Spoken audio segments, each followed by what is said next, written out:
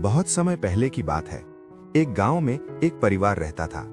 उस परिवार में दो भाई रहते थे, राजू और राहुल। उनके माता पिता का देहांत हो चुका था। दोनों भाई छोटे थे। घर में खाना बनाने वाला भी कोई नहीं था। इसीलिए बड़े भाई राहुल ने अपनी शादी जल्दी ही कर ली थी। लेकिन बड़ा भाई और उसकी पत्नी सुलोचना बहुत लालची थे। वे हमेशा छोटे भाई राजू को ठगने की कोशिश करते थे। अपनी पत्नी की बातों में आकर बड़ा भाई भी छोटे भाई को धोखा देने लगा था। छोटा भाई बहुत ईमानदार, सीधा साधा और सरल स्वभाव का था। बड़ा भाई और भाभी उसको बेवकूफ समझते थे, लेकिन राजू अंदर से वो बहुत चतुर था। राहुल और सुलोचना दोनों उस पर अत्यधिक अत्याचार करने लगे। दोनों के अत्याचार से दुखी होकर राजू ने अपने बड़े भाई और भाभी से कहा, अब मैं आपके साथ नहीं रहना चाहता। मुझे मेरी पैतृक संपत्ति का हिस्सा दे दीजिए। मैं अकेला रहना चाहता हूं। राजू की बात सुनकर सुलोचना बहुत खुश हुई, जैसे उसे कोई मनचाहा इनाम मिल गया हो। उन्होंने राजू को एक छोटा सा बंजर खेत दे दिया, जहां कुछ भी नहीं उगता था। रहने के लिए गौशाला के पास एक छोटी सी झोपड़ी दी, जिसकी सारी छत बरसात में टपकती थी। जुताई के लिए उन्हें हल बैल देने थे, लेकिन उन्होंने एक बूढ़ा बैल दिया जो एक कदम भी नहीं चल पाता था। खाने पीने के लिए एक बोरा मक्का और बीज के लिए एक तराजू मक्का दिया। बड़े भाई राहुल और भाभी सुलोचना ने जो कुछ भी दिया, छोटे भाई ने खुशी खुशी अपने पास रख लिया। उस पर कोई आपत्ति नहीं की। खुद को बुरी तरह ठगा हुआ पाकर भी उसने बड़े भाई और भाभी से कुछ नहीं कहा, लेकिन मन ही मन सोचा, मैं इसका बदला जरूर लूंगा। एक दिन बूढ़ा बैल गौशाला में उदास बैठा था। बूढ़े बैल ने बहुत देर तक छोटे भाई को देखा, फिर बोला, मालिक, मैं बूढ़ा हो चुका हूं, मैं कुछ नहीं कर सकता, लेकिन मैं आपको एक उपाय बताता हूं, उसके बाद आप अमीर बन जाएंगे। बूढ़े बैल की बात सुनकर राजू के चेहरे पर कुछ चमक दिखाई दी। राजू ने बैल से कहा, क्या मैं भी गांव के सबसे अमीर जमींदार जैसा बन सकता हूं? बूढ़े बैल ने सिर हिलाया और फिर बोला, अगर तुमने मेरी बात मानी तो तुम्हारे दिन जरूर बदल जाएंगे। छोटे भाई ने उपाय जानने के लिए उत्सुकता से कहा, ठीक है, बताओ मुझे क्या करना होगा। राजू बैल के पास गया और उसके सिर पर प्यार से हाथ फेरा और बोला, तुम मेरे साथी हो, मेरे दोस्त हो, तुम्हारे अलावा मेरा और कौन है? बूढ़ा बैल बोला, अगर तुम मेरा कहा हुआ काम करने की प्रतिज्ञा करते हो, तभी मैं तुम्हें उपाय बताऊंगा। छोटे भाई ने बैल की बात सुनकर थोड़ी चिंता की और बैल को बोला, ठीक है, मैं प्रतिज्ञा करता हूं कि मैं वही करूंगा जो तुम कहोगे। तब बैल ने उसे कान में उपाय बताया। उपाय सुनते ही राजू का चेहरा काला पड़ गया। वो कुछ बोल नहीं पाया और जमीन पर धम से बैठ गया। बैल बोला, तुम्हें कोई पाप नहीं लगेगा, मैंने अपनी इच्छा से कहा है, फिर तुमने प्रतिज्ञा भी की है। अगर तुम प्रतिज्ञा तोड़ोगे तो तुम्हें भयानक पाप लगेगा। राजू डर गया। वो अच्छी तरह जानता था कि प्रतिज्ञा तोड़ना बहुत बड़ा पाप होता है, लेकिन मन न होते हुए भी वो बूढ़े बैल को लेकर चल पड़ा। कुछ देर बाद वे गांव के सबसे अमीर जमींदार के मक्के के खेत में पहुंचे। खेत के बीच में पहुंचकर राजू ने सोचा, अब मैं क्या करूं? बैल ने 15-20 मक्के खाए और दूर से ऐसा दिखाया जैसे उसने मक्का के पौधों को बहुत नुकसान पहुंचाया हो। बैल बोला, जल्दी करो, अगर किसी ने देखा तो काम बिगड़ जाएगा। राजू ने बैल को उसकी बताई जगह पर ले जाकर छोड़ दिया। बूढ़ा बैल वहां पहुंचते ही तुरंत मर गया, लेकिन राजू ने मुश्किल से बैल को 4 पैरों पर खड़ा किया और उसके मुंह में एक खड़ा मक्का पैसे ठूंस दी जैसे वो खा रहा हो। उसके बाद वो जल्दी से मक्का के खेत से निकलकर एक ऊंची पहाड़ी पर पहुंच गया। पहाड़ी से राजू चिल्लाया, मक्का बैल खा गया, मक्का बैल खा गया। हाथ में लाठी लेकर लालची जमींदार मक्का के खेत की ओर दौड़ा। उन्होंने देखा कि खेत में खड़ा बैल मक्का खा रहा है और मक्का के पौधे भी टूटे हुए हैं। ये देखकर जमींदार अपना गुस्सा रोक नहीं पाया और लाठी से जोर से बैल को मारा। लाठी लगते ही बैल लुढ़क कर गिर पड़ा। जमींदार डर गया कि मेरी लाठी लगते ही बैल मर गया है। तभी ऊपर पहाड़ी से बैल मारा, बैल मारा चिल्लाता हुआ राजू जमींदार की ओर दौड़ता हुआ आया। राजू कुछ ही देर में वहां पहुंच गया। जमींदार डर गया कि अब क्या करें, क्या ना करें, किस स्थिति में फंस गया हूं। वो चुपचाप मरे हुए बैल को देखता रहा। राजू ने जमींदार से कहा, अगर ये मेरी फसल खाता भी है तो मैं इसे कुछ भी नहीं कहता हूं, लेकिन तुमने मेरा बैल मारा क्यों? अब मैं कचहरी में तुम्हारी शिकायत करूंगा। उस समय गाय या बैल को मारना एक अपराध माना जाता था। राजू बोला, कचहरी में शिकायत करने पर तुम्हें मृत्युदंड भी हो सकता है। कोई और न देख ले, इसी के डर से वो राजू से बोला, देखो बेटा, कचहरी में शिकायत मत करो और किसी को मत बताना कि मैंने बैल को मारा है। बस ये कह देना कि मेरा बैल अचानक खुद मर गया, वो बूढ़ा था। मैं तुम्हें चांदी के ढेर सारे सिक्के दूंगा। राजू ने तुरंत विचार किया और कहा, अगर आप ऐसा कहते हैं तो ठीक है, मैं ऐसा ही करूंगा। आपको सजा दिलाने से मुझे क्या मिलेगा? जमींदार ने चांदी के सिक्कों का लेन देन अपने घर में ही किया और चांदी के सिक्के देकर राजू को विदा किया। राजू बैल के पास पहुंचा और बैल के सिर पर हाथ फेरते हुए कहने लगा, दोस्त, तुम बहुत महान हो मेरे दोस्त, तुमने मुझे अपना जीवन तक दे दिया। वो घर गया और फावड़ा लेकर आया और बैल के लिए गड्ढा खोदता रहा। उसने एक बड़ा गड्ढा खोदा। उसने अकेले ही मरे हुए बैल को गड्ढे में डाला और दफना दिया। फिर राजू भी घर चला गया। शाम होते ही राजू जमींदार के महल की ओर चल पड़ा। जमींदार महल के छज्जे पर उसका ही इंतजार कर रहा था। राजू के पहुंचते ही जमींदार उसे अंदर ले गए। जमींदार ने अलमारी में रखे जगमगाते चांदी के सिक्कों का एक बोरा भरा और राजू से बोला, क्या ये एक बोरा काफी है तुम्हारे लिए? राजू ने उत्सुकता से कहा, मुझे इतना ही बहुत है। जमींदार ने बोरा देते हुए कहा, ठीक है, ले जाओ, अपने घर गृहस्थी को अच्छे से चलाना। चांदी के सिक्कों से भरा वो बोरा लेकर वो घर चला गया। एक ही दिन में उसने उस बूढ़े बैल की सलाह से इतनी बड़ी रकम कमा ली थी। उसने बोरा घर की अनाज कोठरी में रखा और वहीं सो गया। अगले दिन सुबह राजू अपने बड़े भाई राजू के पास गया। उसने बड़े भाई से एक तराजू मांगा।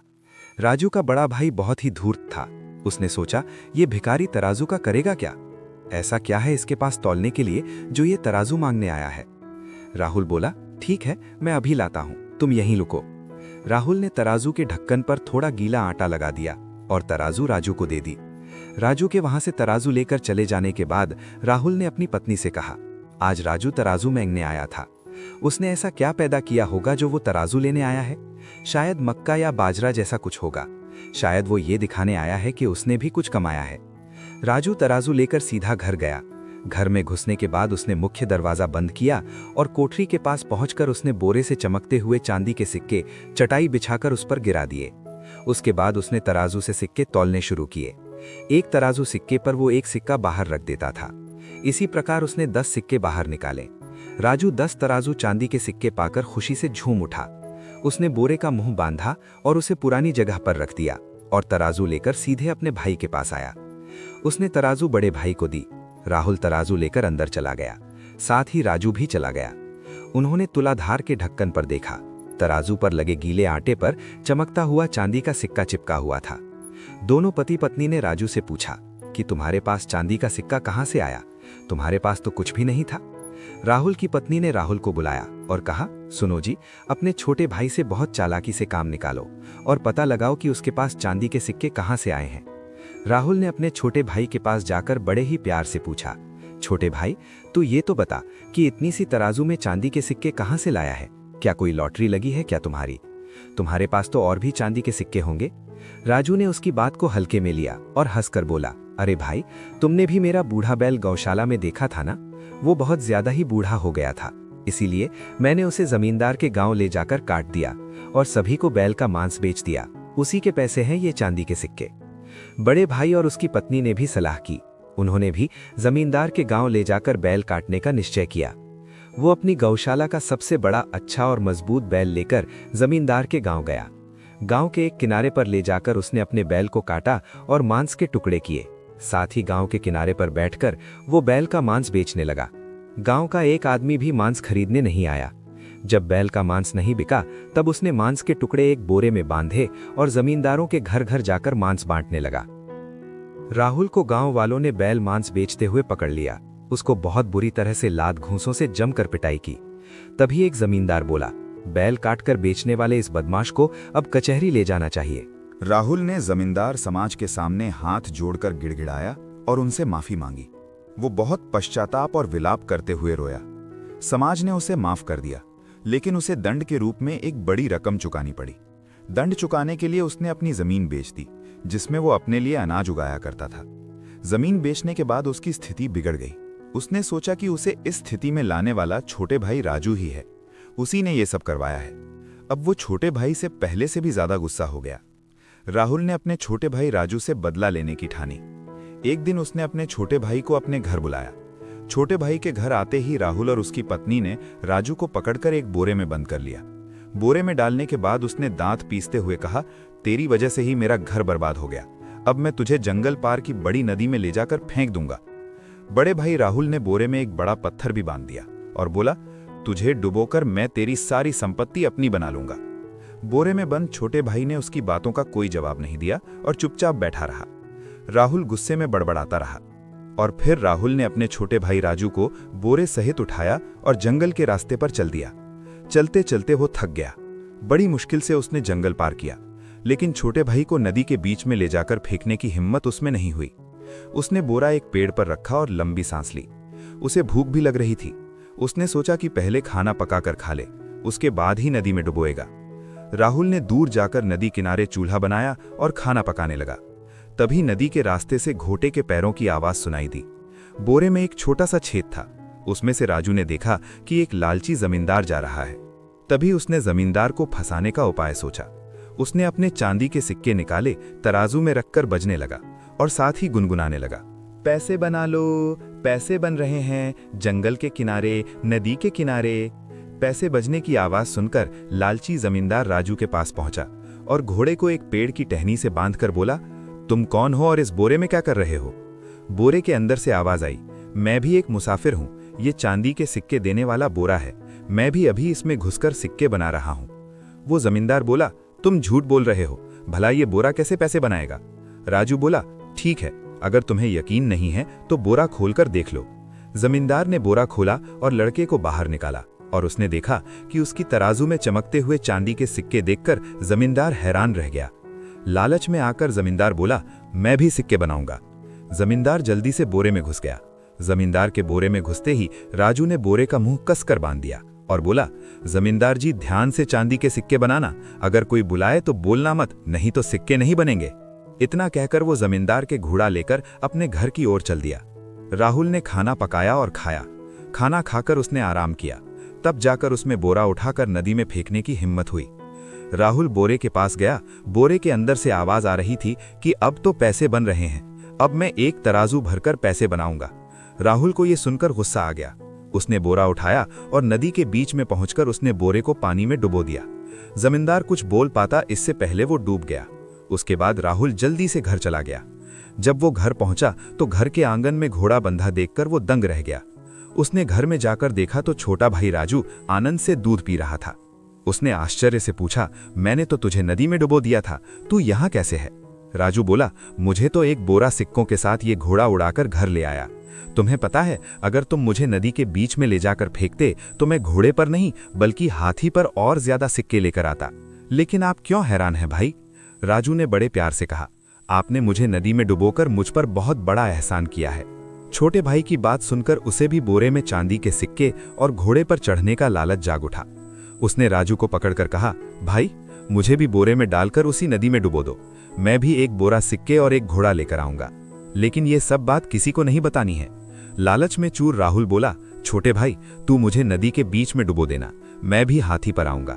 वो मन ही मन महल, हाथी और नौकर चाकरों का सपना देखने लगा। अगले दिन सुबह राहुल ने अपनी पत्नी से कहा, देखो भाग्यवान, मैं शाम को ढेर सारे सिक्के लेकर हाथी पर चढ़कर आऊंगा, मेरा इंतजार करना। उसने इससे ज्यादा कुछ नहीं कहा। वो सीधा छोटे भाई के घर पहुंचा और बोला, भाई बोरा तैयार कर, मैं उसमें घुसता हूं, तू उठाकर चल। छोटा भाई राजू ने कहा, भाई मैं तुम्हें इतनी दूर कहाँ उठा पाऊंगा, तुम बोरा लेकर चलो, मैं तुम्हें बोरा रखने वाली जगह पर बैठा मिलूंगा। लालच और लोभ में वो और कुछ नहीं सोच पाया। वो बोरा उठाकर जल्दी जल्दी जंगल के रास्ते पर चल पड़ा। थकते थकाते वो उस जगह पहुंचा जहां उसने छोटे भाई राजू को बैठाया था। राजू वहीं पर बैठा हुआ था। राहुल बोला, अब मुझे जल्दी से बोरे में बंद करके नदी के बीचों बीच फेंक देना, मैं हाथी पर बहुत सारे सिक्के लेकर आऊंगा। राहुल ने अपने बड़े भाई को बोरे में डाला, बोरे का मुंह कसकर बांधा, बोरे के निचले हिस्से में एक पत्थर भी बांध दिया। उसने बड़ी मुश्किल से बोरा उठाया और नदी के बीचों बीच फेंक दिया। राजू ने अपने बड़े भाई राहुल को पानी में डुबोते हुए कहा, भाई अंतिम विदाई, भाई तुम अब हाथी पर स्वर्ग में ही चढ़ पाओगे। मुझे बहुत दुख है तुम्हारा, मन ना चाहते हुए भी मुझे तुम्हें मारना पड़ा, मैं क्षमा मांगता हूं। बोरे के अंदर से बड़ा भाई चिल्लाया, इतना बड़ा धोखा, तुझे जरूर पाप लगेगा। ये सुनकर राजू हंस पड़ा और बोला, भाई धोखा नहीं, बदला। तुम हमेशा से लोभी और लालची थे, मैं तुम्हें यहां नहीं लाया था, तुम खुद यहां आए हो अपने लाभ और लालच के कारण। अलविदा मेरे भाई। उसने बोरा छोड़ दिया। बड़े भाई राहुल और पत्थर के वजन से वो बोरा डूब गया। कुछ ही देर में वो मर गया। राजू घोड़े पर चढ़कर वापस घर लौट आया। अब उसके खिलाफ साजिश करने वाला कोई नहीं था। वो समाज में संपन्न और प्रतिष्ठित होकर जीवन बिताने लगा। उसकी भाभी जीवन भर इस इंतजार में बैठी रही कि उसका पति हाथी पर चढ़कर चांदी के सिक्के लेकर आएगा, लेकिन वो कभी लौटकर नहीं आया।